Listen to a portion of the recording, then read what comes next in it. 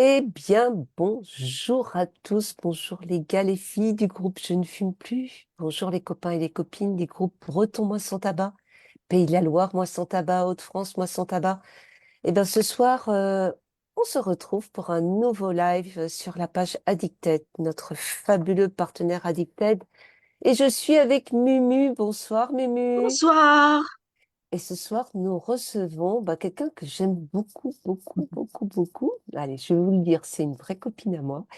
Elle s'appelle Catherine Pomme Souvendara, et je l'ai bien dit ce coup-là. Et Catherine est infirmière tabacologue à la clinique Saint-Laurent à Rennes. Bonsoir Catherine. Bonsoir Françoise, bonsoir Mumu, bonsoir à tous les auditeurs. Alors, ce soir, on va commencer par rendre un petit hommage, toutes les trois, à quelqu'un qu'on aimait beaucoup. Alors, vous le connaissez parce qu'on l'a reçu 2 fois en live. C'est le docteur Underner, Michel Underner, dit docteur Mike. Coucou, docteur Mike, où que tu sois. Euh, Michel Underner a été un de mes enseignants, un de tes enseignants, Catherine, en tabacologie. C'était un monsieur fabuleux qui avait un savoir encyclopédique sur le tabagisme, mais surtout, qui avait un sens clinique extrêmement profond, qui, qui avait cette humanité fabuleuse, ce désir de transmettre tout ce qu'il savait, d'expliquer, de nous faire approcher tout son savoir et puis toute la subtilité de ses connaissances. C'est quelqu'un qu'on a, nous, ici, énormément apprécié. D'ailleurs, on devait faire une série de podcasts avec lui, une série de 30 podcasts avec la fondation AFNIC.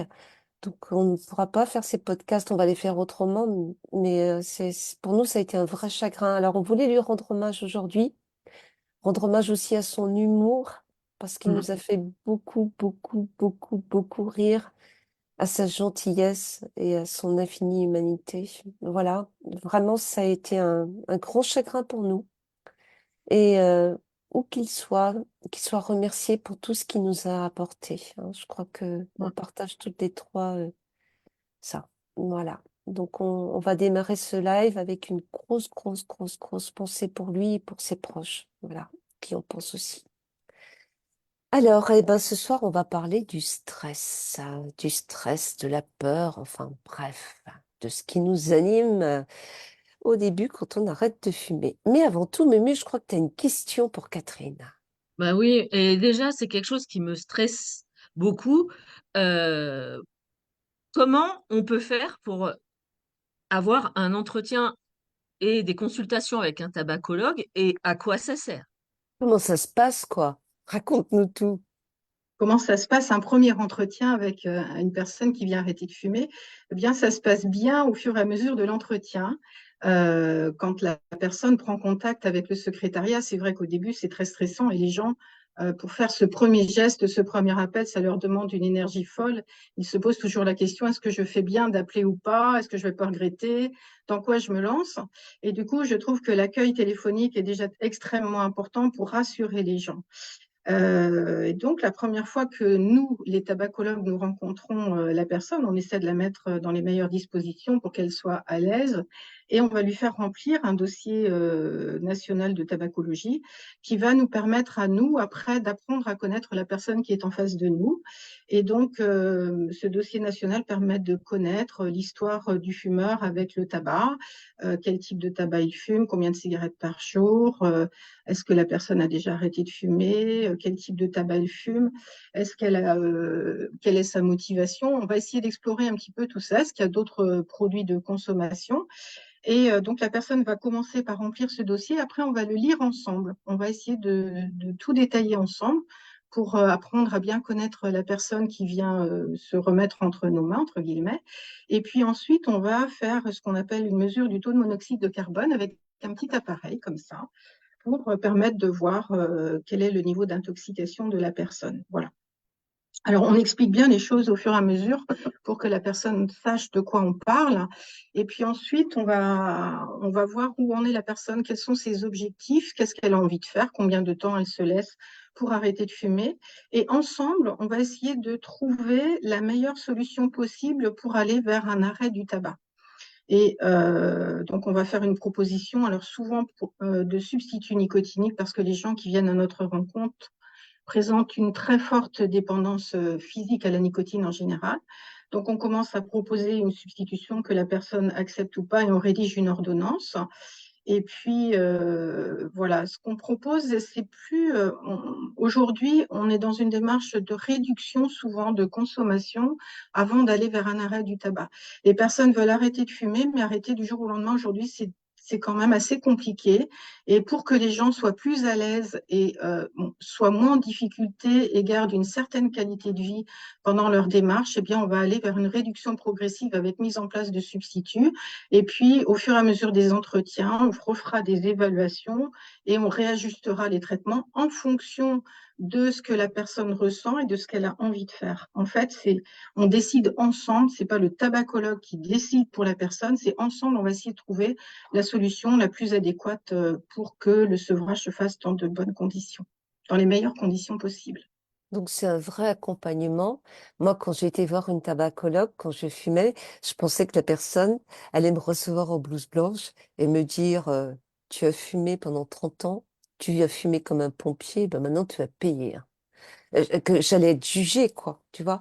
Alors que c'est pas du tout ça, c'est un Non, accompagnement, prend son temps, et tu l'as bien dit, si il y a un arrêt progressif, il y a de la substitution pour accompagner l'arrêt, de oui, façon à ce que on puisse baisser tranquillement son nombre de clopes, sans tirer comme un malade dessus, sans attendre la prochaine comme le Messie, non. etc. Ça, c'est important. Alors, quelle méthode utilisent tes patients avant tout? Les méthodes les plus fréquentes pour arrêter de fumer, c'est lesquelles? Alors, quand avant qu'ils viennent nous voir, ils ont déjà essayé plusieurs fois d'arrêter de fumer de leur propre chef, en fait. Donc, souvent, ils ont utilisé des substituts nicotiniques, mais très, très souvent, pas du tout adaptés à leurs besoins, ce qui favorise souvent les rechutes, les reprises ou les difficultés de sevrage. Le fait d'être accompagné par une tabacologue va permettre de mieux saisir la dépendance, la force et la puissance de la dépendance et de pouvoir mettre les personnes dans les meilleures conditions possibles. Quand on voit la personne pour essayer d'explorer qu'est-ce qui s'est passé dans leurs arrêts antérieurs, comment ils s'y sont pris, et qu'est-ce qui a fait qu'ils ont repris leur tabagisme. Et à partir de ça, on va essayer de comprendre et ensuite de leur montrer, ben voilà, peut-être que cette fois-ci, vous n'avez pas réussi parce que vous aviez peut-être des dosages qui étaient largement inférieurs à vos besoins. Vous aviez peut-être 2 fois moins la dose que vous auriez dû avoir, ou vous vous êtes pas autorisé à fumer avec un patch alors que aujourd'hui, ça fait partie de nos pratiques quotidiennes. Vous méritiez peut-être d'avoir 2 ou 3 patchs ou d'avoir des formes orales en plus. Et finalement, c'est peut-être ce qui a favorisé une difficulté. Souvent, ils ont essayé l'hypnose, par exemple, aussi. On a plusieurs personnes qui ont déjà expérimenté l'hypnose ou l'acupuncture aussi, ça peut arriver. Parfois des magnétiseurs aussi. Et donc, voilà, nous, ce qu'on va proposer, c'est d'abord de faire une évaluation déjà de l'ensemble des dépendances au tabac. Donc, on va évaluer la dépendance physique à la nicotine et puis après, on va faire une évaluation sur la dépendance psychologique et ensuite une évaluation sur la dépendance comportementale. On doit travailler sur l'ensemble des dépendances et pas sur une seule.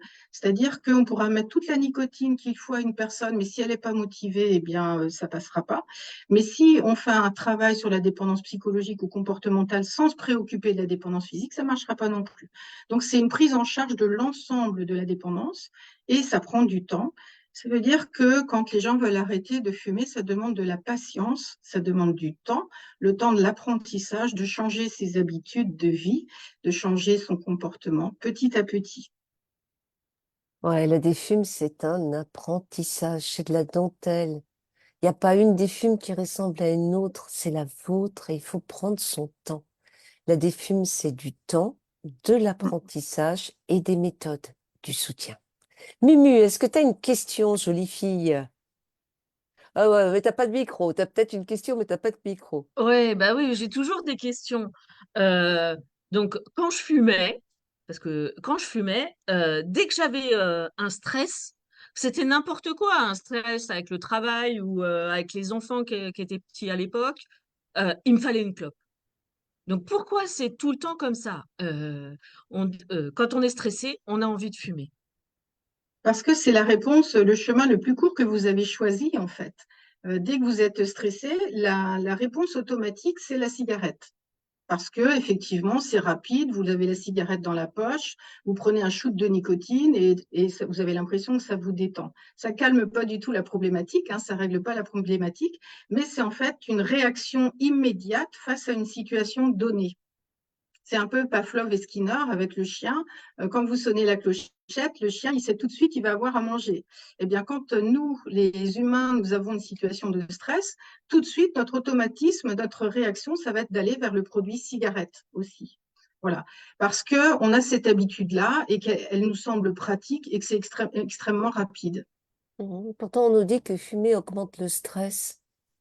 Bien sûr que fumer augmente le stress et on constate dans tous les centres de tabacologie que les gens, lorsqu'ils arrêtent de fumer ou même déjà quand ils commencent à diminuer leur consommation de tabac, eh bien, il y a une diminution très nette du stress, de l'anxiété. Les gens se sentent beaucoup plus calmes, beaucoup plus posés et beaucoup plus zen en fait. Ouais, on apprend à gérer ses émotions, déjà, pour Mm. commencer, et ça, c'est pas rien. On les a tous gérées avec la clope. Et on avait pris la béquille magique de la cigarette pour gérer nos émotions. Alors, quand on apprend à gérer nos émotions soi-même, oh, mais quel bonheur! Et puis Mm. ensuite, la vraie histoire, c'est tu prends une clope, tu fumes, tu te sens mieux, mais juste après, une heure après, tu es en manque. Et tu te sens stressé parce que tu es en manque. Mais tu te dis pas je suis en manque, tu te dis je me sens stressé. Et hop, la clope te fait du bien. Mais comme tu fumes, et ben après tu es en manque. Et donc tu es stressé. Et hop, c'est le rouleau Cercle vicieux. compresseur. Ouais, Mm. c'est terrible, Mm. hein. Mm. Et on dit, ah ben moi, la clope me déstresse. Tu parles, la clope, elle t'enlève du manque avant tout. Que toi, tu appelles du stress la plupart du temps. Alors, ok, donc ça on a vu. Mumu, tu veux nous parler de la peur d'arrêter, je crois. Oui, effectivement, quand on arrête de fumer, bah, il y a un pas à sauter, quoi. Faut sauter le pas et ça, rien que ça, c'est un stress Mm. incroyable. On a l'impression de perdre quelque chose de nous, quoi. Tiens, bah, si je fume plus, je serai peut-être plus moi-même. Est-ce que, vous pouvez nous en dire plus sur ce stress juste au départ à penser à l'arrêt du tabac? Ben, le premier pas, en fait, le fait de décrocher le téléphone pour prendre un rendez-vous, déjà, ça génère du stress parce qu'on ne sait pas où on va. Et on ne sait pas qui on va devenir, en fait, quand on n'est plus fumeur. Parce que le fait de fumer permet aux personnes de gérer leurs émotions. Ils utilisent le tabac pour gérer leurs émotions. Et du coup, la crainte, c'est qui je vais être une fois que je vais arrêter de fumer, qui je vais être, est-ce que je vais pas être trop réactif, je vais pas avoir de patience, je vais être désagréable, je vais avoir une perte de morale et tout ça. Et en fait, quand on prend en charge une personne sur la durée, la personne ne se sent pas seule en fait quand elle est accompagnée d'un tabacologue. C'est une équipe finalement. C'est une équipe qui va travailler ensemble et le fait de substituer les gens, souvent ce qui génère du stress, c'est quand les fumeurs sont en manque de nicotine. C'est le manque de nicotine qui va générer aussi du stress. Et le fait de substituer les gens à des doses efficaces va permettre de ne pas être en manque de nicotine et déjà d'être plus calme et plus posé. Est-ce que je ne sais pas si j'ai répondu à votre question? Si, si. Mais le fait de fumer génère beaucoup de stress, en fait, aussi. C'est ça qu'il faut qu'on travaille avec nos consultants. Pourquoi? Parce que on sait très bien que fumer, c'est pas bon pour la santé et on le fait quand même, parce qu'on a le regard des autres, de la société, parce qu'il y a le conjoint ou les enfants qui font des remarques, parce que souvent, eh bien, on associe aussi peut-être avec la cigarette de l'alcool. Et donc, tout ça, en fait, génère un stress important. Et vraiment, le fait de rentrer dans une démarche, déjà, ça abaisse un poids sur les épaules. Quand les gens viennent dans notre bureau la première fois, ils sont très tendus au début parce qu'ils se disent, voilà, je vois la tabacologue, je pompe au maximum sur ma cigarette avant de rentrer en consultation parce que j'ai peur que ce soit la dernière. Et du coup, au début de l'entretien, ils sont tendus, ils sont un peu stressés.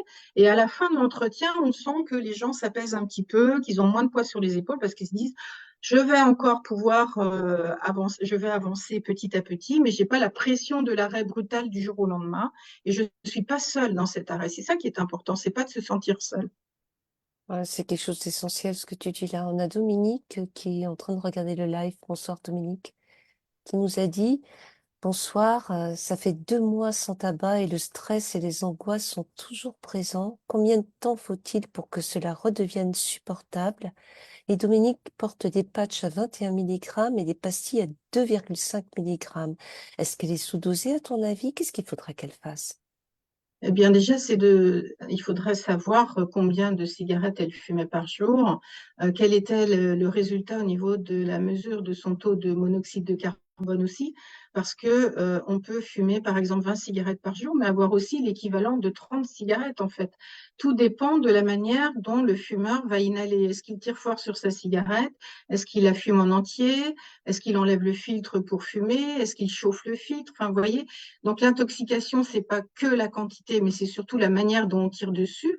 Donc pour cette personne, déjà, peut-être que si elle a beaucoup de stress et d'angoisse, peut-être qu'elle n'est pas bien substituée. Alors c'est peut-être pas la seule raison, mais déjà, est-ce que la substitution est suffisante ou pas? Est-ce qu'en augmentant la substitution, elle verrait une différence déjà au niveau de son anxiété et de ses angoisses? C'est possible. Après, la gestion du stress et des émotions ne passe pas que par la nicotine, c'est un sujet important.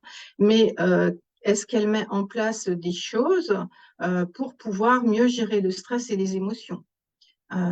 C'est ça. Qu'est-ce qu'elle met en place en parallèle pour pouvoir peut-être aller mieux? Je pense que c'est vraiment dans ce cas de figure, quand le sevrage est compliqué et difficile, il faut vraiment pas hésiter à aller rencontrer une tabacologue ou appeler la ligne tabac info service ou demander des conseils sur votre site Je ne fume plus. Mais il faut pas rester seul face à ça. En tout cas, c'est important, c'est de pas être seul face à ça. Et je pense que déjà, en augmentant peut-être ses substituts, en mettant un deuxième patch, très probablement, on diminuerait le niveau de stress. Et puis, il faut regarder aussi cette démarche comme une démarche positive, une démarche où on avance, où on fait ce qu'on peut, mais il faut regarder ce qu'on a gagné en arrêtant de fumer et éviter de regarder ce qu'on va laisser ou ce qu'on va perdre. Parce qu'en arrêtant de fumer, on a beaucoup de choses, beaucoup à gagner, beaucoup plus que de pertes, en fait. On a une autre copine qui nous dit, j'avais peur à l'arrêt du tabac de perdre quelque chose qui me définissait, faisait partie de moi, de ma personnalité. Pourquoi? Ben parce que souvent ces personnes-là se sont construites très tôt avec le tabac. Il y a beaucoup de fumeurs qui ont commencé à fumer à l'âge de 11 ans, 14 ans, 15 ans. Et en fait, c'est une période de vulnérabilité, une période de construction de la personnalité, et particulièrement avec les autres, en fait, avec les groupes. Et que le fait d'avoir une cigarette, par exemple, à l'âge de 14 ans, eh bien, c'était peut-être un ticket d'entrée pour rentrer dans un groupe. C'était peut-être une manière de vaincre sa timidité. Et donc, on s'est forgé des traits de caractère à travers cette consommation, en fait, qui nous donnait peut-être un peu d'assurance à ce moment-là. Ça nous permettait d'aller plus facilement vers les autres, de discuter plus facilement avec les autres. Et du coup, on a continué à fumer. Mais ce qu'il faut bien comprendre, c'est que quand on continue à fumer, c'est pas pour les mêmes raisons que quand on démarre. Et donc finalement, c'est la cigarette qui mène le jeu un petit peu, parce que c'est la cigarette qui rythme la journée du fumeur. C'est pas le fumeur qui choisit d'aller fumer ses cigarettes à telle ou à telle heure. C'est la cigarette qui va rythmer sa journée parce qu'il va ressentir du besoin et tout ça. Et donc, il a l'impression de vivre sa vie avec la cigarette comme si c'était une compagne, en fait, comme si c'est sa meilleure copine qui répond à des besoins au moment où il va pas bien, où il est stressé. Voilà. Le fumeur va toujours se trouver une excuse pour fumer cette cigarette à ce moment-là ou à ce moment-là. Et finalement, l'idée d'arrêter peut faire très peur justement à cause de ça, c'est qu'on a l'impression qu'on va perdre un membre, un bras, une jambe. C'est comme si on perdait un membre parfois quand les gens décident d'arrêter de fumer. Mais ils perdent rien du tout, au contraire. Ils gagnent leur liberté en arrêtant de fumer. Et c'est ça qui est très important. Et on voit bien les gens qui viennent en suivi. On a vraiment de très bons résultats, en fait, quand les gens acceptent de venir sur la durée. Et en fait, ils réalisent que finalement, ils gagnent énormément dans cet arrêt malgré toutes les craintes et les peurs qu'ils avaient le premier jour en mettant les pieds dans notre bureau. Non, c'est clair, moi aussi j'avais peur, hein. Je me disais, mais comment je vais vivre sans? C'est ma meilleure Mm, copine, c'est ma compagne de toujours, c'est ma béquille à vivre, j'arriverai jamais à me mm, passer de fumer. mm, Ouais, c'était une amputation, tu l'as très bien dit. Et en vrai de vrai, la vérité vraie, mm, celle que les fumeurs n'imaginent même pas, c'est que c'est tout sauf ça. Parce qu'on mm. se retrouve soi-même en vrai. Et puis les copines qui ont un couteau pour te taper dans le dos, c'est pas très très marrant en fait. Mm. Mumu, tu vois, tu as une sensation de vide, c'est ça? Oui, c'est ça exactement, parce que euh, j'étais quand j'ai arrêté au début de mon arrêt, j'avais l'impression que justement j'avais plus d'existence. J'étais toute vide, j'avais rien du tout. J'avais goût à rien. Je me suis dit c'est bon, je tombe en dépression, c'est catastrophique. Euh, Vraiment, il me semblait qu'il me manquait quelque chose d'essentiel. Il y a quelque chose à faire pour lutter contre cette sensation. Ben, en fait, cette sensation, elle est liée au fait que c'est la vie qui rythmait votre journée, comme je disais tout à l'heure. C'est elle qui menait le jeu dans votre vie finalement. Et vous n'existiez qu'à travers elle, qu'à travers cette cigarette. Forcément, si la cigarette n'est plus là, vous vous retrouvez toute seule avec vous-même. Et en fait, c'est difficile de se retrouver parfois seul avec soi-même. On n'est pas très à l'aise avec le sujet. Mais du coup, arrêter de fumer, c'est se retrouver seul, mais se retrouver seul et être bien avec soi-même aussi, c'est important. Mais il ne faut pas le faire seul. Encore une fois, le fait d'être accompagné par soit une tabacologue, si en parallèle on a un diététicien, le médecin généraliste, le pharmacien qui sont là, on n'est pas seul dans cet arrêt et on a peut-être moins cette sensation de vide. La cigarette occupait aussi beaucoup de temps, c'est-à-dire que, par exemple, après votre journée de travail, vous arrivez à la maison et puis finalement, la première chose que souvent font les fumeurs, ils s'installent sur le canapé, ils ont un petit peu de temps, c'est la pause, la récompense de la journée et hop, je fume ma cigarette. Et donc, elle occupait du temps, cette cigarette. Les gens qui fument 20 cigarettes par jour, eh bien, essayez de calculer combien de temps ça vous prend dans la journée. Et parfois, justement, les gens ont du mal, cette notion de vide, les gens ont du mal à se poser simplement sur leur canapé ou dehors sur une chaise et de rien faire. Parce que le rien faire, on ne sait pas faire en fait. Et donc, le fait d'avoir la cigarette dans la main occupait de la place, occupait du temps. Et du coup, on n'était pas face à soi-même, mais en arrêtant de fumer, justement, on va apprendre à peut-être se poser juste sur une chaise et regarder dehors. Et là, c'est la saison, elle est magnifique, on est au printemps. Et alors là, c'est de regarder la nature, d'écouter les oiseaux, tout ça. Eh bien, on n'a pas cette habitude-là forcément quand on est fumeur. C'est peut-être pas valable pour tous les fumeurs, hein, il ne faut pas généraliser, mais Non, je mais pense que cette sensation de vide, effectivement, on l'entend très bien, on l'entend très souvent, mais ça se travaille après dans les différents entretiens qu'on a à la suite. On travaille sur cette notion de vide, comment accepter ce vide aussi dans sa vie, et le vide, finalement, il est utile quelque part, parce que pendant ce moment où on est un petit peu dans le vide, eh bien, c'est un moment où on se ressource aussi où tout n'est plus en ébullition dans le cerveau, c'est un moment pour se poser. Et les pauses dans une journée sont très importantes. mhm. Oui, et puis surtout que la fumée de cigarette aussi nous donnait cette impression de remplissage, hein. Elle marque Oui, le chemin respiratoire. oui. Souvent, les fumeurs, dont moi, hein, j'ai dit, mais je me sens moins bien respirer depuis que j'ai arrêté de fumer. Bon, il y a bien sûr tous les produits qui sont dans le tabac et qui sont bronchodilatateurs. Mais pour autant, je n'avais plus cette sensation de me remplir de quelque chose, quoi. Mm, Ce qui est relativement rassurant, hein, quelque mm. part, hein, tu sais. Se Enfin, remplir, c'est ça, ouais, hein, le se fumeur remplir, se ouais, remplit de quelque chose ouais, pour combler justement ce vide dont parlait Muriel, hein. ouais, Mm, tout à fait. mm. Alors, par contre, les premiers jours, quand on arrête de fumer, souvent on pleure, on n'est pas bien, on se sent irritable, on- et puis on a quelquefois pas le moral. Est-ce que c'est une phase qui est un peu normale dans l'arrêt du tabac? C'est ce moment où on sait plus trop comment faire, quoi, tu vois? On sait pas gérer ses émotions. On voit un film à la télé un peu triste, on pleure comme une madeleine, enfin, tu vois? Oui, ça peut arriver assez souvent. Je pense que ce qui vraiment est important déjà, c'est d'avoir une substitution nicotinique qui permette de bien réduire.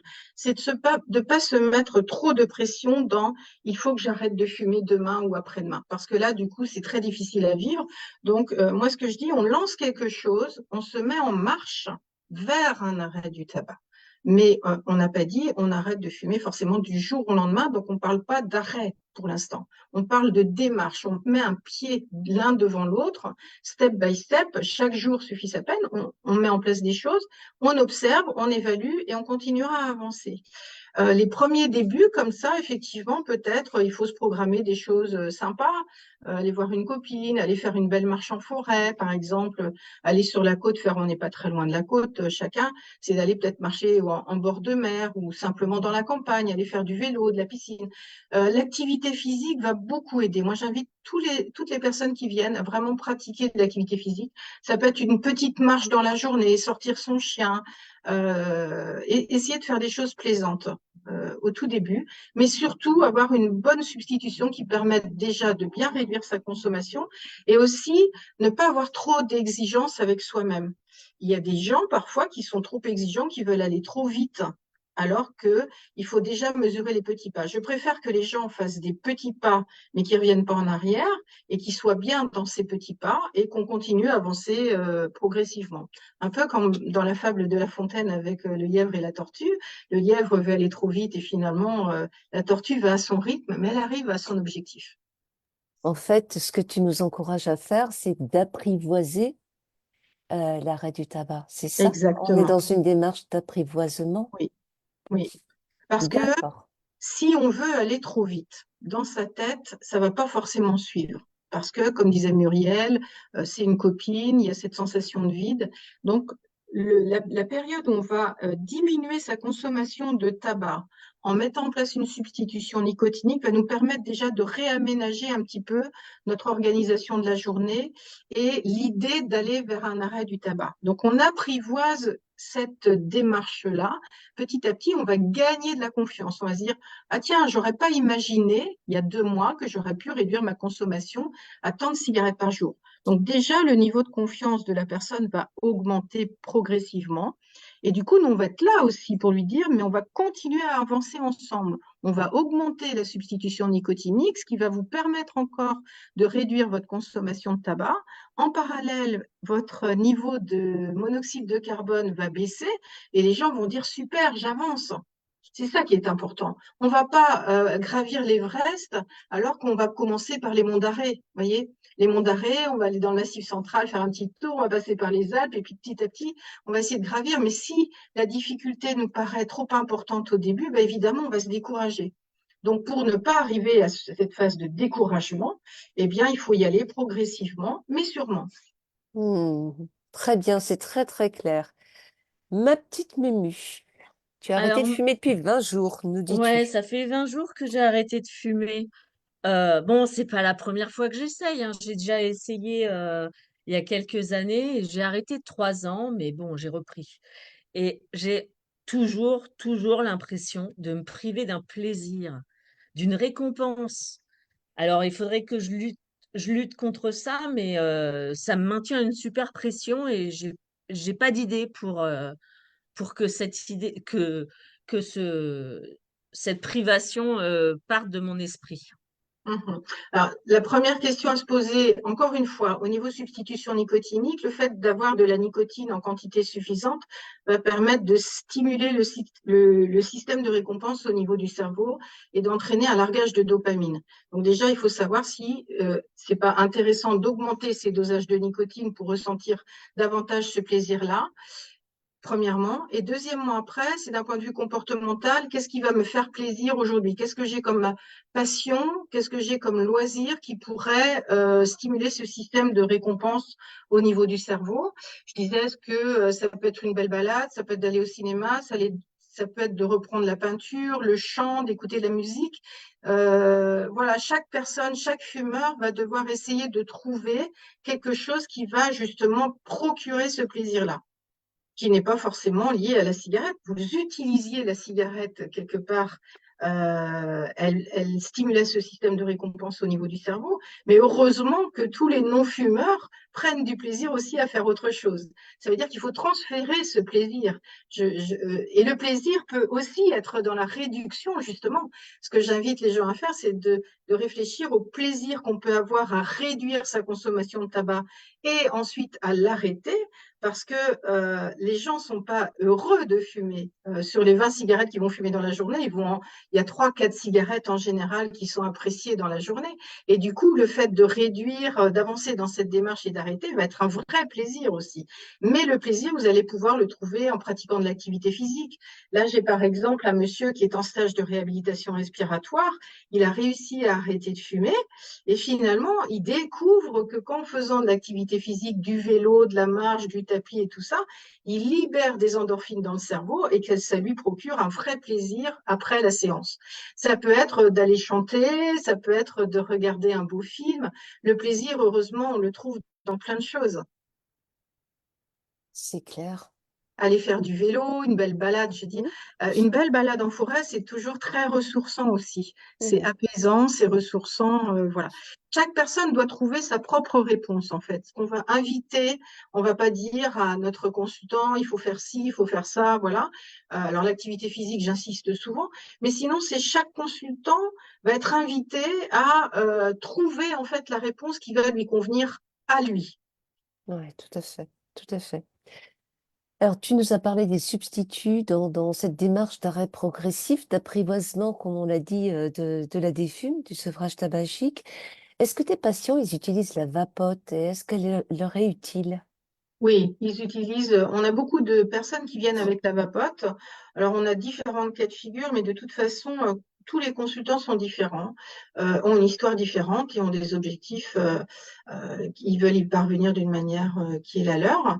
La vapote a aidé beaucoup de personnes à arrêter de fumer, bien sûr. On va pas, une personne qui vient avec sa vapote, on va pas le décourager. Mais souvent, en fait, on va pouvoir ajouter de la substitution nicotinique et de l'accompagner ensuite dans les dosages qu'il peut prendre. Alors moi, je ne suis pas une experte de la vapote, donc souvent, j'invite les gens à aller vraiment vers un spécialiste, en fait, qui va prendre du temps avec eux. C'est-à-dire qu'on ne va pas au bureau de tabac acheter sa vapote, mais on va chez un spécialiste qui va prendre une demi-heure, 3/4 d'heure pour essayer de comprendre la personne qu'il a en face de lui et puis pour ajuster aussi les dosages. Donc très souvent, je complète la vapote avec des substituts nicotiniques. Donc, les gens utilisent leur vapote un petit peu.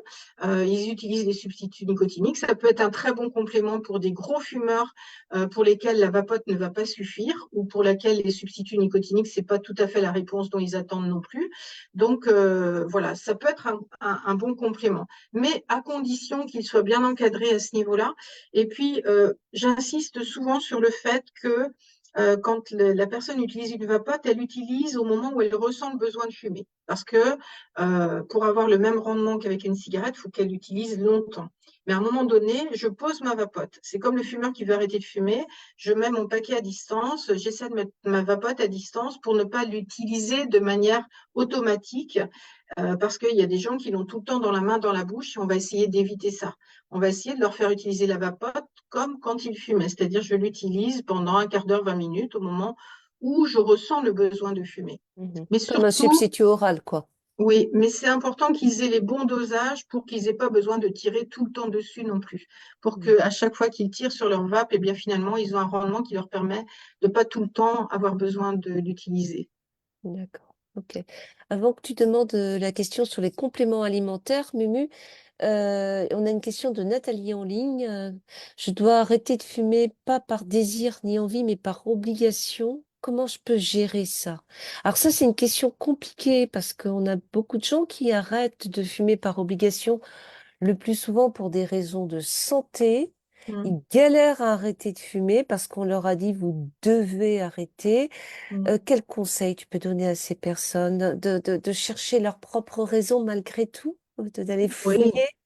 on va essayer oui, effectivement de fouiller en fait toutes les bonnes raisons, toutes les motivations. Ça va être un entretien motivationnel, hein. Essayer de trouver toutes les bonnes raisons pour qu'ils s'approprient eux-mêmes la démarche et qu'elle ne soit pas uniquement celle du médecin qui les envoie. Alors souvent pour les gens qui ont des soins dentaires ou des problèmes au niveau pulmonaire, enfin tous les problèmes de santé en fait. Mais par exemple les gens qui veulent faire des implants, il y a beaucoup de dentistes ou chirurgiens dentistes qui exigent un arrêt du tabac. Et en chirurgie, il y a de plus en plus de chirurgiens qui exigent un arrêt du tabac pour opérer aussi. Et donc, on va essayer d'explorer justement quelles sont toutes les bonnes raisons pour la personne d'aller vers un arrêt du tabac. Et il y a une grosse ambivalence en fait chez le fumeur souvent, c'est-à-dire que il a envie de fumer, mais en même temps, il aimerait bien arrêter de fumer. Et donc, on va travailler pour que la balance, en fait, elle soit plus en faveur d'un arrêt du tabac, parce que les choix sont toujours difficiles dans la vie à faire. Prendre la voie de gauche ou la voie de droite, c'est toujours un peu difficile. Mais qu'est-ce qui va faire qu'on va choisir plutôt d'aller sur la voie de droite? Eh bien, c'est parce qu'on va trouver beaucoup plus d'intérêt à aller dans cette direction-là. Et donc, pour l'arrêt du tabac, effectivement, il y aura toujours peut-être un côté nostalgique de la cigarette, mais on va essayer justement de développer avec le consultant qui est en face de nous quelles sont les bonnes raisons pour lui, en fait. Alors souvent, je parle du stress généré par la cigarette, justement, parce que il faut toujours savoir j'ai combien de cigarettes. Là, je pars en week-end. Est-ce que je vais avoir assez de cigarettes pour le week-end? Je vais avoir des amis, ils vont me taxer les cigarettes et du coup, je vais plus en avoir assez. Et je dois partir au travail ce matin, j'ai plus de cigarettes. Je dois traverser vite fait la route pour aller au bureau de tabac. Il est fermé. Allez, il faut que je trouve un autre bureau de tabac. Tout ça, ça génère du stress. Donc, on va travailler par exemple là-dessus. On va travailler sur comment on peut se faire plaisir autrement qu'en fumant une cigarette, comment gérer ses émotions, comment gérer son stress. C'est tout un travail de fond, l'arrêt du tabac. C'est pas seulement j'arrête un produit, c'est tout ce que je vais mettre en place autour de cet arrêt du tabac pour aller bien. Arrêter de fumer, c'est pas que arrêter de fumer. Donc, tu travailles autour de la notion de désir aussi, des désirs profonds de la personne pour sa vie à elle. Oui, le Et désir de... ça Oui, dépasse l'arrêt du tabac, hein. oui. Le Ouais. désir de se retrouver soi-même aussi seul à gérer plutôt sa vie plutôt que d'être conduit par la cigarette qui va en Esclave. fait rythmer votre journée. Vous imaginez quand vous travaillez, vous avez des réunions et vous dites waouh, ma réunion va durer 2 heures, comment je vais faire pour tenir sans fumer? Et donc je vais vite devoir trouver 10 minutes avant pour aller tirer à fond sur 2 clopes. Et puis dès que la réunion va être terminée, j'en peux plus de la réunion, j'arrivais plus à me concentrer, je devenais impatient. Enfin, c'est pas confortable d'être dans cette dépendance au tabac, en fait. C'est pas confortable du tout. Ça altère considérablement la qualité de vie, mais le fumeur ne s'en rend pas forcément compte. C'est une fois qu'il arrête de fumer ou qu'il commence à réduire sa consommation qu'il va se rendre compte, ah, c'est quand même mieux, c'est quand même mieux. Et actuellement, j'ai beaucoup de sœurs qui arrêtent, enfin des fratries en fait. J'ai 2 frères qui arrêtent en même temps. Là, hier soir, j'avais 2 sœurs. Elles viennent tout le temps en même temps au rendez-vous et donc elles se retrouvent tous les midis et discutent de leur arrêt du tabac. Elles se motivent. J'ai un monsieur qui m'envoie sa coiffeuse et la coiffeuse vient avec son mari. Il m'envoie aussi les voisins de quartier. Donc en fait, vous voyez, il y a une espèce d'émulation autour. C'est comme une équipe en fait. On se soutient les uns les autres. C'est super. Enfin, après, les gens, parfois, ils ont aussi un diététicien à leur côté ou un nutritionniste. Ils peuvent avoir un kiné ou un prof de sport. Et je pense que ce qui est bien chez le fumeur qui veut arrêter de fumer, c'est de ne pas être seul dans cette démarche-là. Et c'est clair, c'est pour ça qu'on fait des groupes aussi. Mumu, tu as une question sur les compléments. Vas-y. Oui, parce que là, on a parlé de substituts. Bon, il y a plein de solutions. Euh, Après, pendant le sevrage, au début, on est vraiment parfois un peu agressif et surtout stressé. Ça, on n'arrête pas d'en parler depuis le début. Il existe des compléments alimentaires ou des vitamines qu'on pourrait prendre en plus qui nous permettraient de se détendre un peu et d'être Sur le moins stressé? qui-vive. Mm. Et moi, Euh, fatiguée aussi. Dans le cadre de l'arrêt du tabac, souvent, il y a la passiflore et la valériane qui sont conseillées. Après, moi, je dis aux gens souvent de prendre de la vitamine C aussi pour avoir un petit coup de pêche. Et je leur conseille de prendre un comprimé de 500 mg le matin qui remplace un petit peu la cigarette, qui peut se substituer à la cigarette, et puis un comprimé de 500 mg le midi. Le fumeur est souvent carencé en vitamine C, donc ça permet aussi d'avoir une moindre fatigue. Je conseille souvent aux gens de prendre du magnésium aussi, parce qu'à l'arrêt du tabac, il peut y avoir quelques troubles de concentration, de mémoire, et le magnésium peut faire du bien pendant un mois. Donc souvent, on fait une cure de magnésium vitamine C pendant un mois au moment du sevrage ou de la démarche en fait d'un arrêt du tabac. Et puis oui, il y a l'aubépine et la passiflore. Je disais après, ce sont moi je suis pas experte dans ce sujet-là, mais les pharmaciens vont pouvoir donner des bons conseils pour des produits de phytothérapie ou de l'homéopathie qui peuvent aider à réguler un petit peu les tensions, les humeurs et tout ça. Mhm. Ouais, mais ça aide quand même bien les gens, comme tu l'as dit, la vitamine C, parce que, et tu l'as dit aussi, tous les fumeurs sont carencés en vitamine C. La fumée de Mm. tabac vous bouffe votre vitamine C, donc vous arrivez à arrêter de fumer, mais vous êtes déjà carencé. En plus, vous êtes fatigué avec l'arrêt du tabac, ça fatigue votre corps et il a besoin d'énergie, hein, pour retrouver un fonctionnement normal, enfin Mm. habituel, sans être impacté par le tabagisme.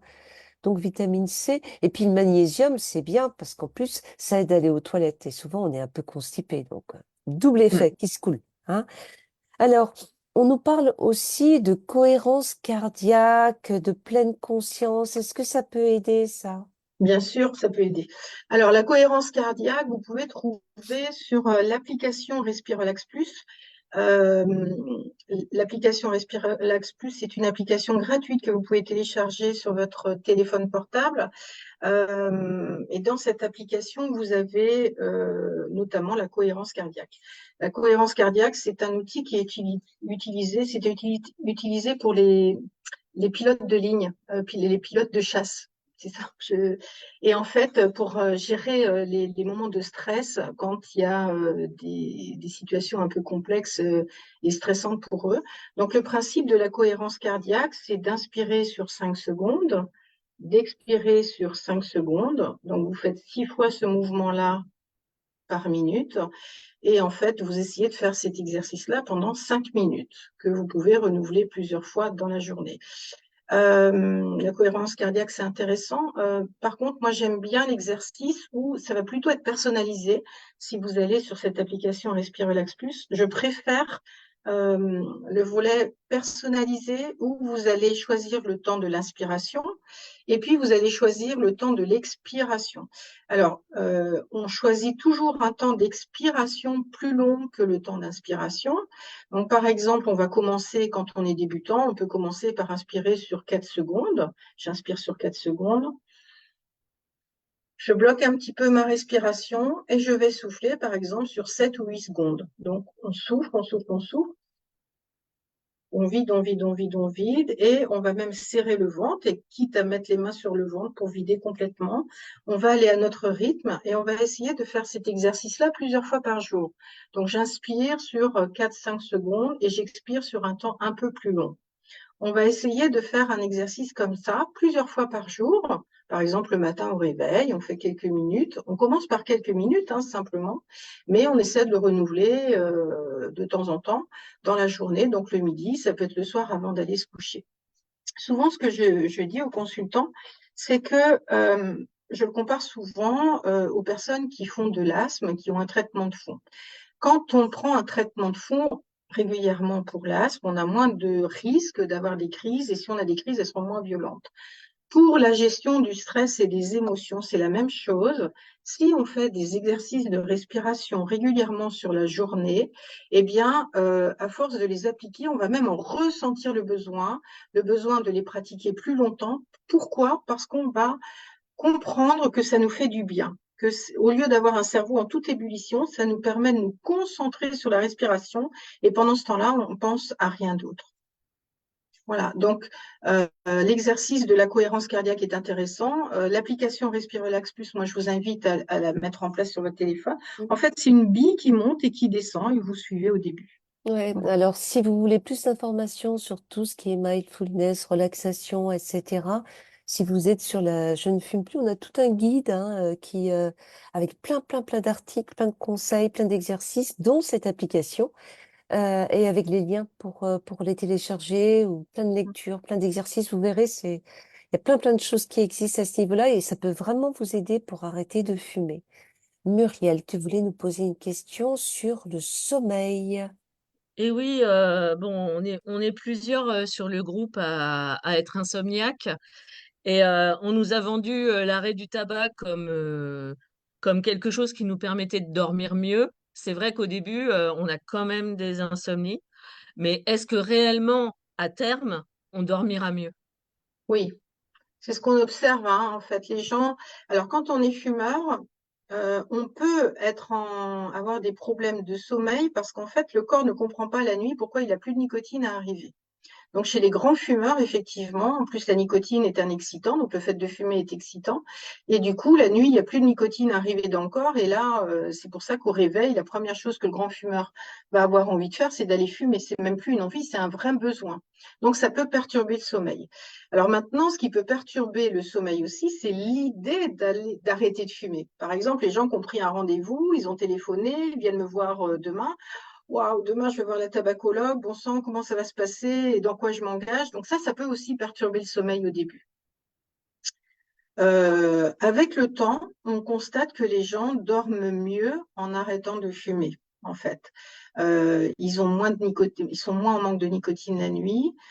Quand on met les substituts nicotiniques, alors on peut avoir des troubles du sommeil quand on met des substituts nicotiniques au début, mais dans ces cas-là, on régule pour mettre des dosages moins importants la nuit. Mais à l'arrêt du tabac, oui, on a une amélioration de la qualité du sommeil. Ça, C'est clair. c'est C'est vérifié. clair. C'est Oui, vérifié, c'est oui, prouvé ça, hein. C'est quelque chose d'important à savoir. Même si on a l'impression de moins bien dormir, oui. en fait, vous avez un sommeil de meilleure qualité. Vous êtes mieux oxygéné aussi et vous dormez. La qualité de votre sommeil est meilleure. Ah oui. Et c'est Alors, important donc, pour c'est maintenir très l'arrêt du tabac. important. Mm. Très, très important. Alors, merci, merci, merci. Alors maintenant, on va passer à des questions un peu sur les soucis. Alors, on a une longue, longue question que je vais te lire, hein, qui nous a été posée juste avant ce live. Je suis en arrêt progressif du tabac fumé depuis 3 mois. Donc, on est vraiment dans ce que tu nous expliquais. J'ai essayé beaucoup de substituts différents à différents dosages et grâce au conseil du groupe, médecins traitants et infirmières sur le lieu de mon travail, aujourd'hui, j'utilise patch, gomme, spray, pastille et vape. La totale, la complète, comme on dit chez nous. J'ai réussi à descendre à 15 cigarettes avant l'arrêt, très rapidement à 5. Aujourd'hui, je suis bloquée. Impossible pour moi d'éliminer celle du matin et celle du soir. Les fameuses, tu sais bien, Catherine. Et notre copine poursuit. Je suis avec des patchs 14 mg sur 24 heures que j'enlève la nuit parce qu'autrement, je dors pas bien. La journée, je vapote un pod rechargeable à 10 mg si vraiment ça va pas 3 à 5 fois par jour. La journée, je suis tendue, mais j'y arrive, hein, mais j'ai pas envie de fumer. Et d'ailleurs, l'odeur me dégoûte. Mais le matin, pour me donner du courage, et le soir, avant de me coucher, eh ben, je peux pas m'empêcher. C'est ces cigarettes avec lesquelles j'avais commencé à fumer il y a 25 ans, nous dit la Mm. copine. J'arrive pas à les éliminer. Que faire? Est-ce que je dois impérativement les supprimer avant d'entamer une baisse des substituts? Parce qu'elle en est déjà à penser à sa baisse de substituts. Comme dirait Françoise, Françoise, c'est moi, je suis une stoppeuse malheureuse. Je viens de voir un naturopathe qui me propose un programme. Je vais peut-être essayer. Alors, qu'est-ce qu'on peut lui conseiller? La première, la dernière, celle du matin, celle du soir, Mm. des substituts qu'on pense déjà à diminuer. Qu'est-ce que tu en penses? Alors, il ne faut pas diminuer les substituts. Là, on est plutôt dans une période où il faudrait plutôt chercher à les augmenter. Alors, on est dans quelque chose de très ritualisé, hein, sur celle du matin et sur celle du soir, mais en même temps, celle du matin, votre cerveau a imprégné, quand on est fumeur, le cerveau imprègne cet apport de nicotine le matin très tôt. Pourquoi? Parce que vous n'avez pas fumé de la nuit, et quand on est fumeur, le matin, dans la première heure, si on fume, on prend des shoots de nicotine, en fait. On va tirer très fort sur la première du matin. C'est pour ça que souvent ils disent, ah, elle est bonne, celle-là, c'est celle que je préfère. C'est parce que le fumeur va prendre un shoot de nicotine qui va être enregistré au niveau du cerveau, et ça, c'est compliqué pour le supprimer. Alors, il y a un patch 14 mg sur 24 heures, mais elle ne peut pas mettre plus, je crois. Elle ne le met pas la nuit, hein. Elle ne le met pas la nuit parce qu'elle a des troubles du sommeil. En règle générale, avec le 14, on peut avoir quelques troubles du sommeil, mais pas très importants. Et ça dépend, ça peut durer une nuit ou deux, mais après, on finit par s'y habituer aussi.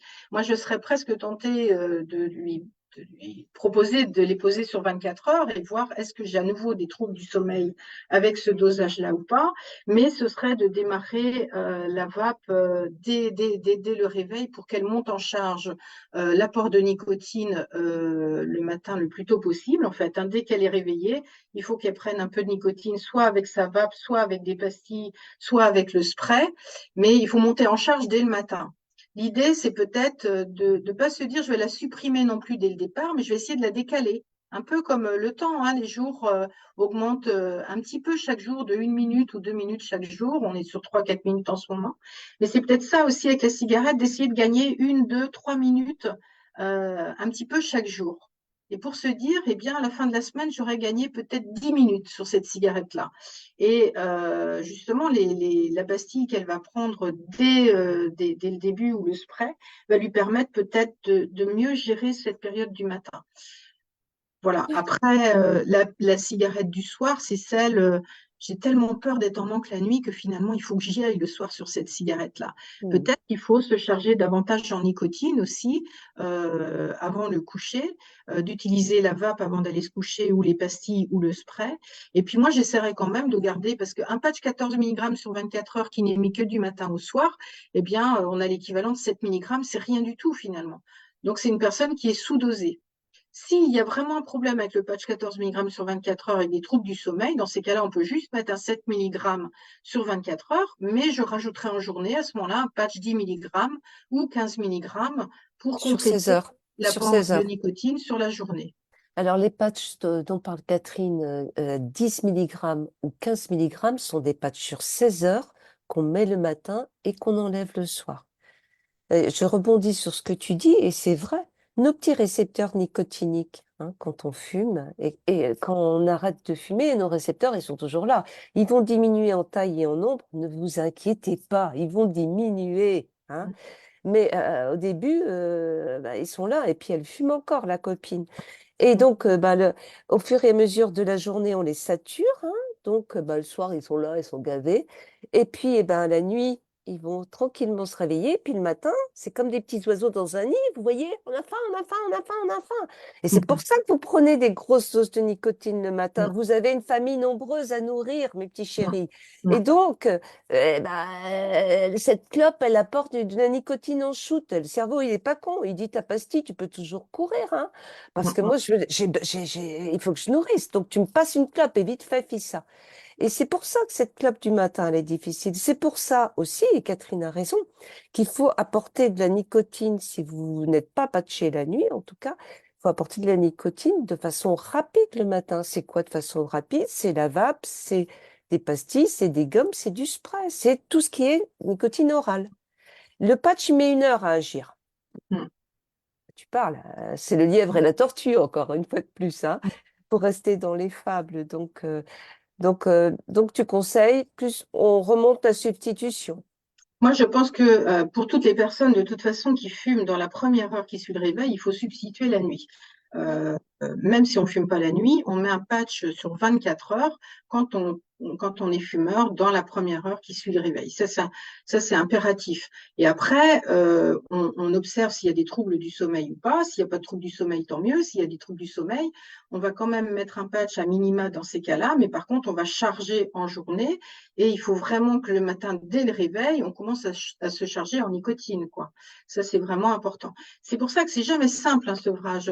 C'est pour ça que c'est important de se faire accompagner, justement, pour trouver toutes les bonnes astuces pour réussir son sevrage dans Tout à les fait. meilleures conditions possibles. Moi, je dis souvent aux gens, à chaque fois que vous fumez, vous ouvrez justement, vous déployez dans votre cerveau des récepteurs nicotiniques qui ont faim. Ils n'ont pas faim de Nutella, les récepteurs nicotiniques. Ils ont faim de nicotine, donc ils appellent la cigarette.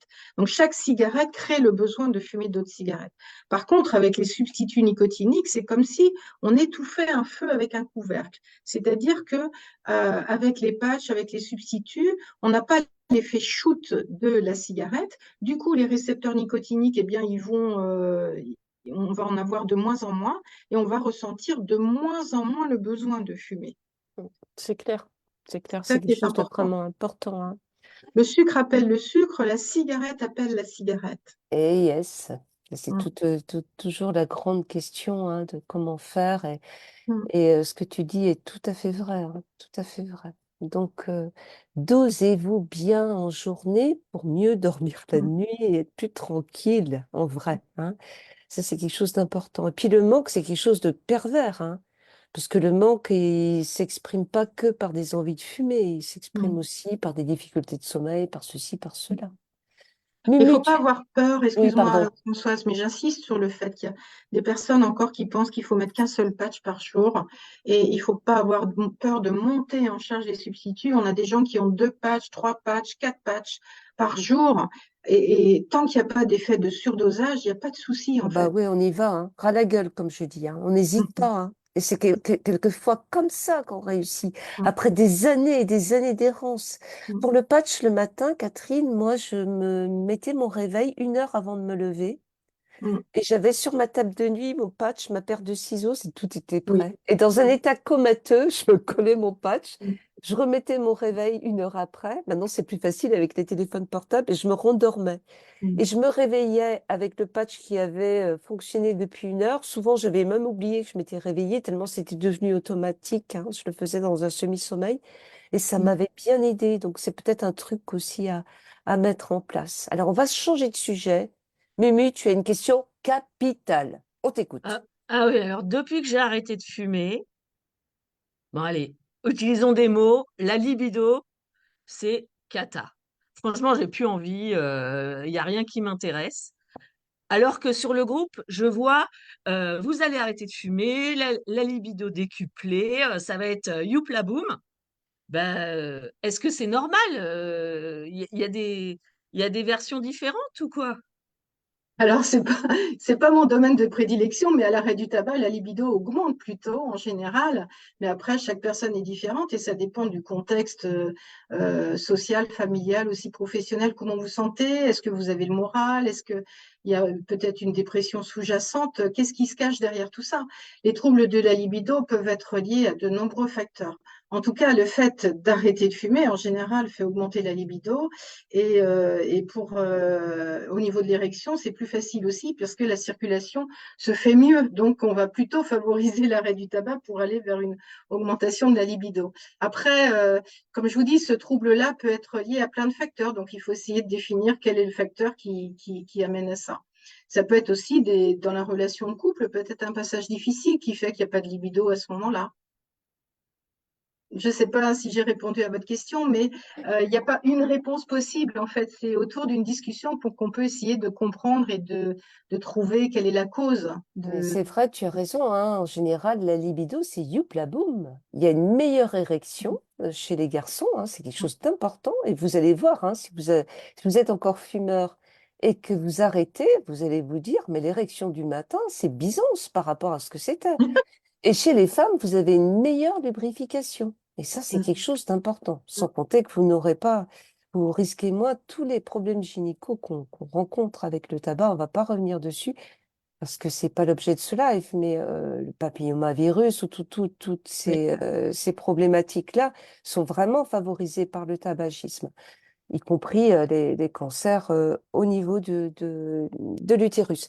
Bref, ça va être la Java bleue, sauf que pour certaines personnes, et notamment pour toi, ma petite Mému chérie, qui est extrêmement fatiguée et qui est sans doute même sous-dosée en nicotine, comme Beaucoup. La ma- beaucoup trop, la majorité des personnes qui arrêtent. Oh, moi, je veux bien arrêter, mais un petit peu de nicotine, pas trop, hein. Tu parles, tu fumais ton paquet, tu te posais pas ces questions-là, ma chérie, hein. Mais n'empêche que les gens se disent ça. Et puis, je veux être vite débarrassée. Quand est-ce que je peux baisser, madame, s'il vous plaît, hein? Parce que moi, libérer, délivrer. Il faut des mois et des mois pour se débarrasser de ce qui est une drogue dure. C'est le produit le plus addictif de toutes les drogues qui existent. C'est le produit qui tue le plus de toutes les drogues qui existent. Mais comme ça n'a pas d'effet majeur au niveau de votre comportement, qu'après une clope, vous ne sortez pas comme ça, avec des yeux explosés, tout le monde s'en fout. Donc, c'est vraiment la drogue la plus addictive et la plus meurtrière. Prenez le temps, vous avez fumé 10, 15, 20 ans, 30 ans, 40 ans. Bon sang, donnez-vous le temps d'arrêter. Substituez-vous si vous le souhaitez, mais si vous prenez des substituts, mettez la bonne dose. Mm. Vous n'étiez pas quand vous fumiez à vous dire je tire pas beaucoup dessus, hein. Et puis non, vous fumiez ce que vous aviez besoin de fumer, hein.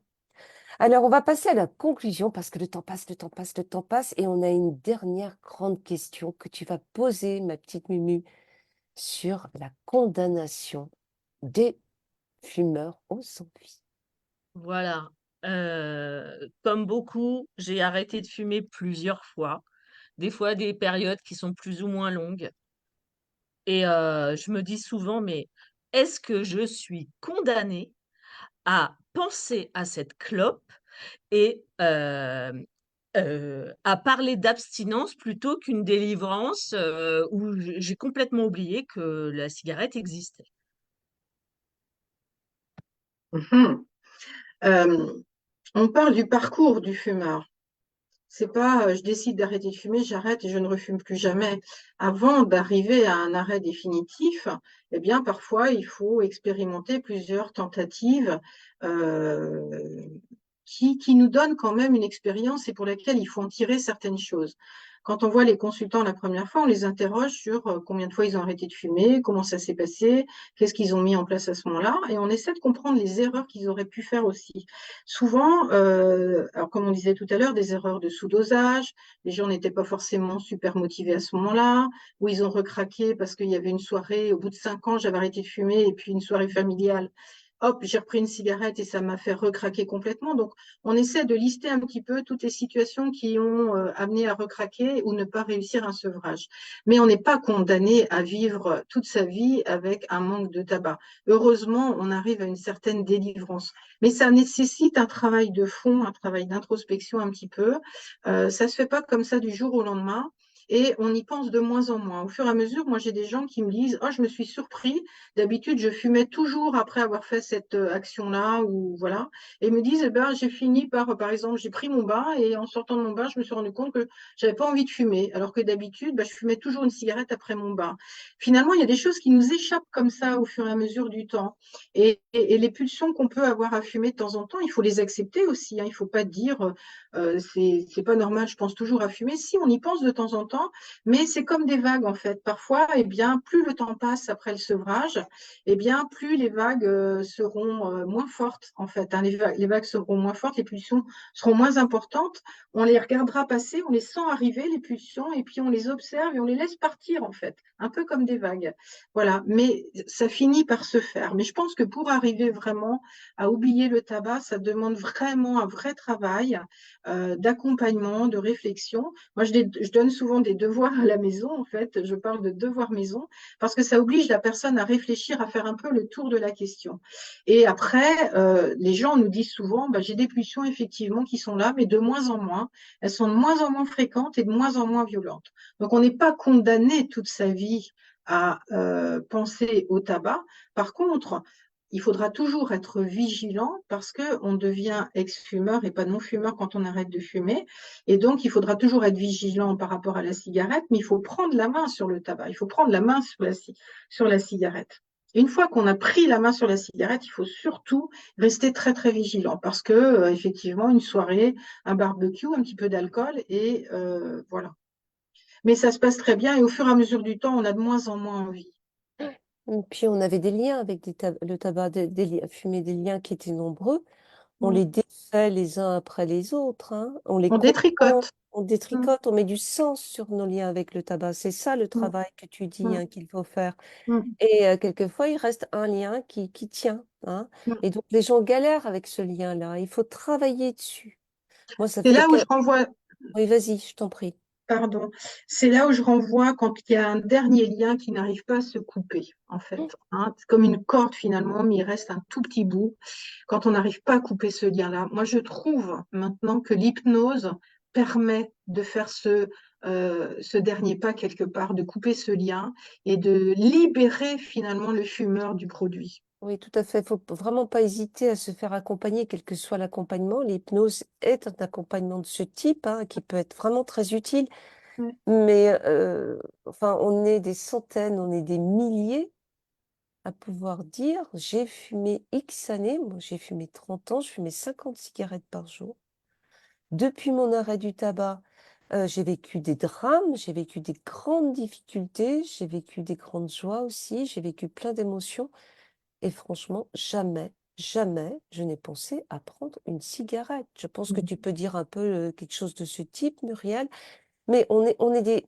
C'est possible, on n'est Mm. pas enchaîné. Et Molimar, le grand tabacologue, il disait bien ça. On n'est pas condamné comme dans un truc, là, comme dans une sorte de labyrinthe, à errer hein, toute sa vie, et en étant condamné avec des envies de fumer. Mm. Il disait même, et moi j'adore sa phrase, il disait même qu'à un moment, on se disait, mais c'est tellement loin dans notre vie qu'on se dit, mais comment j'ai fait pour fumer aussi longtemps que ça? Comment j'ai fait, quoi? Tu vois? Mm. Et c'est vrai, il disait vrai, ce monsieur. Qu'est-ce que t'en penses, toi, Mumu, en tant qu'ex-fumeuse, là? Dis-nous tout. Ah, moi, je suis complètement d'accord. Effectivement, ces liens psychologiques avec la cigarette, hein, donc le tabac fumé, je parle pas du- des problèmes physiologiques. C'est vraiment quelque chose, comme tu disais, on sort du cinéma, on prend une cigarette, ben non. C'est tellement devenu un réflexe qu'il faut se débarrasser de ce réflexe. C'est même pas une envie, c'est un réflexe. Donc, petit à petit, effectivement, on n'a plus du tout envie de fumer. Moi, C'est C'était pour ça et qu'avec étrange. puis, le temps, on apprend à défumer. Ouais, quand la défume est finie, tout ce travail de défume, on défait la fume, hein, est fini. Mm. On est ex-fumeur. Mm. On est ex-fumeur, ça veut dire qu'on est plus fragile par rapport aux produits tabac. Mais on s'en fout parce qu'on n'en a plus besoin. Ça Mm. fait partie de notre passé, mais certainement plus de notre présent et encore moins de notre avenir. Je veux Mm. dire, Mm. c'est quelque chose qui est une histoire de vie. C'est comme un ex qu'on a aimé follement quand on avait 15 ans, mais qu'on reconnaîtrait plus si on le croisait dans la rue. Et Mm. pourtant, on aurait donné sa vie pour lui. Mm. Et je sais que je l'aimerai toute ma vie. Et puis non, en Mm. vrai, non. On l'a pas aimé toute notre vie. Il a disparu. Ah là là là là là là là là. Il s'appelait comment, celui de tes 15 ans, Mumu? Tu te souviens plus? On n'entend pas, hein, parce que elle a coupé son... je m'en souviens pas du tout. Voilà. C'est trop loin. Bon, en tout cas, merci Catherine. Ça a passé vachement vite le temps, hein. Merci à vous. Ah Mm. là là là là, c'était génial. On a appris plein de choses. C'était fabuleux. Merci, ma petite Mumu. Rien. Merci de m'avoir invitée. Donc, Je suis Catherine, on con- peut... je suis Oui, toujours vas-y. contente de poser mes questions.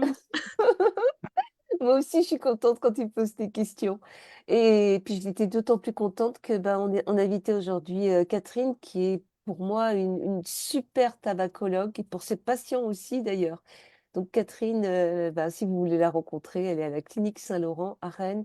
Et je vous jure, il y a plein de tabacologues comme elle et qui peuvent vous accueillir et puis vous accompagner, et puis vous aider à comprendre et puis vous aider à défaire tranquillement. Merci Catherine, et je te dis doublement merci parce que tu as insisté sur l'arrêt progressif. Souvent on parle d'arrêt franc hein, dans les lives. Là, tu nous as vraiment bien expliqué l'intérêt aussi de l'arrêt progressif et de ce chemin vers l'arrêt. Ça, je crois que c'est extrêmement, extrêmement précieux. Donc, Mm. mille merci. Ce live, il va rester en ligne. N'hésitez pas à le partager. Vous appuyez sur la petite flèche pour partager sur vos pages ou dans d'autres groupes. N'hésitez vraiment pas à partager ce live. Et nous, on se retrouvera bah, le mois prochain, le 9 avril. On va se retrouver avec deux personnes que j'aime beaucoup aussi. Il s'agit de Julien et Nicolas Cabé. Ce sont deux frères. Vous les avez déjà vus une fois. Vous les avez invités une fois en live. Ils sont tous les deux psychiatres et addictologues et on parlera ben, du confort de l'arrêt. Ils vont nous donner plein, plein de conseils pour arrêter le plus confortablement possible et ça, je crois que c'est vraiment important. Et puis, tu vois, Catherine, ça arrivera vraiment bien après tous les conseils que tu nous as donnés. On va faire un petit pas de plus vers la défume. Step by step. Merci mille fois. Mm. Ouais, vraiment. Bonne soirée à tous. Bonne soirée, Mumu. Bonne soirée, Catherine. Et Au puis, revoir. à bientôt. Au revoir, les Mm. gars et les filles. Au Au revoir. revoir.